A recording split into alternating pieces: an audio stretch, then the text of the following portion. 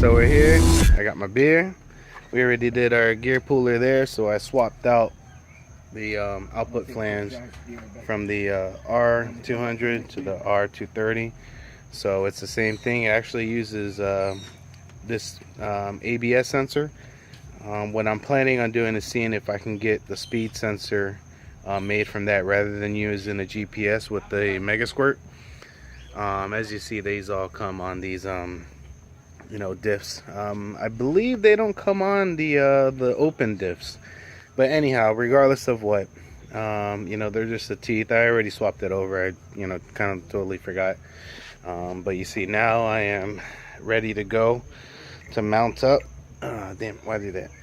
I had to gloves, but yeah, so I'm ready to mount this up into the car, and then hopefully the axles work out for me, because I have the two 350Z axles. So that's gonna be the next course of action, hopefully tomorrow, because I'm trying to get this baby on the road, and I know a lot of you guys are waiting for it. I'm waiting for it too. I keep on looking up VQ35 DET on YouTube, and I don't see much, man, like old posts. It's kind of sad. So hopefully we start a trend, and we open up. So anyhow, and then here, just a visual inspection, you can kind of see how wide the R230 is compared to the R200. So what my brother-in-law, how we were explaining to my brother what the difference is, like this could be like a Ford 9-inch and that's a Ford 8.8. So and it could even work for the same things, because like the Ford 8.8 comes on the Econo line van, the what do you call it, Ford Explorer and whatnot, and then like the Ford 9-inch, I don't know what they really come on, but it's like a performance upgrade, I would say. So this is Z33 twin turbo diff, that's a J30 diff, both LSD, but this one's got the 3.69 some odd gears. It's like 3.69 something, and then those are 3.961 or something of that nature. And the stock diff for the Z33 automatic is 3.3. For the manual transmission is 3.5. So I'm going a little bit smaller gearing, or like lower gearing for the Z33.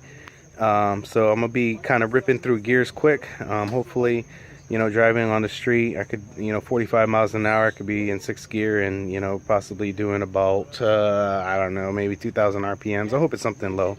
I don't really highway drive it anymore, so now I know that I can sacrifice for the higher gearing, so I can, take off on a line. I'm kind of done with top speed. Once I hit 140, I back off, because, I love my life. So anyhow, guys, that's what's up. Tomorrow, let's see if we get this bad boy mounted. Alright, so I took this off for you guys. This is the output flange on the diff. You see, it's the same spline and everything, but then it has those gears, like I was stating, for the ABS. So it's most likely, a hall sensor. And so straightforward, just slide on, get it on there, get your nut, if I can find it. The nut somewhere there. Oh, father-in-law pointed it out for me. Just get the nut, put that on, and then just run it back up with your socket, and you're good to go. So just kind of want to show you the internals of that. So if you guys ever get a diff and you need to change out that output flange, that's how easy it is. Gear pooler and all that. So alright guys, so trying to videotape this for you with my trusty old 2x4 stand and my phone.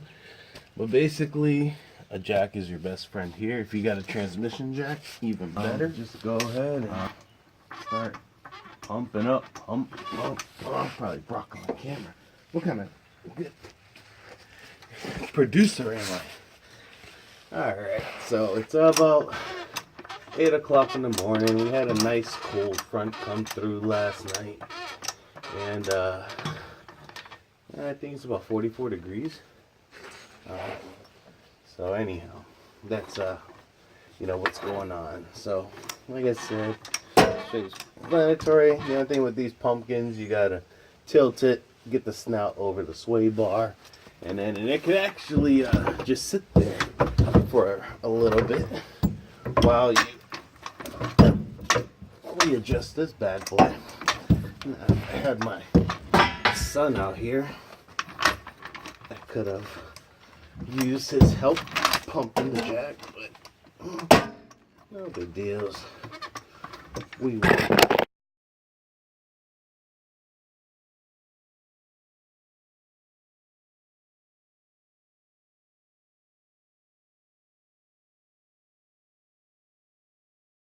Here, Diff's installed R230. There goes the mounts, all that. Now, what I'll probably do is, let me see how this drive shaft works. Okay, so what's up, guys? What do you call it? So I ran into, I mean, could be an issue, could be not. I'm not too worried. Basically, what's happening is, in the rear for the mounting subframe, I got that drive shaft in there, but that bitch was tight. I mean, I had to loosen up the front of the snout, drop it, slide it in, then jack it back up, and then it popped in. But that shit is like stupid tight. And so with that being said, the alignment on the back, it's off about 1/4 inch. It's real shy. So what I feel that the issue is that this motor can shift forward. All I need, if I get a 1/2 inch, that'd be great. So I got this guy here. Just loosen up those guys, loosen up the train, and just give it a tug forward and see if, I can, get that squared away. So once I get that, pulled forward, that should be fine. Even if I just notch out those a little bit just to slide forward, that'll work as well. I'm not saying that the drive shaft's too long, but I think it's probably, this mount kit, or it's not even the mount kit, it's just the way that I put it in. So I will try giving it a little bit play coming forward, which should be good because then it'll get me away from that firewall a little bit. So that can help with some clearance issues that I have back there possibly, and that's about it. So that's what the next course of action is. So just update, even though this is going to be compiled all into one, just so when you're watching it you can know what's happening. But that's what's up. So alright guys, hey, what's up guys? So yeah, I'm dealing with this bitch. Got her pulled forward. I got the drive shaft mounted good, and see the bolts there. Those bolts that were right there, I couldn't get those to line up. That was my issue. So I had to loosen these mounts, lift up the motor, and then pull that bitch forward. So I at least got everything done. Had to take out all my hot piping to get to those motor mounts and stuff, but no big deal. When I go back up, it's gonna be for good. So I'm see about getting these axles on after I get the car down safely. Alright guys, I said I'll give you a quick little rundown on what's going on under here. So this is a R230 from a 1996 twin turbo 300ZX. These axles are from Z33 350. Those in the automatic, but it doesn't matter. That's Shaftmaster's drive shaft.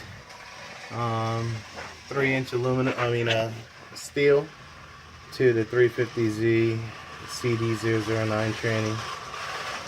So that's the whole powertrain there, and that's what's up. They look sexy. So, all right, guys.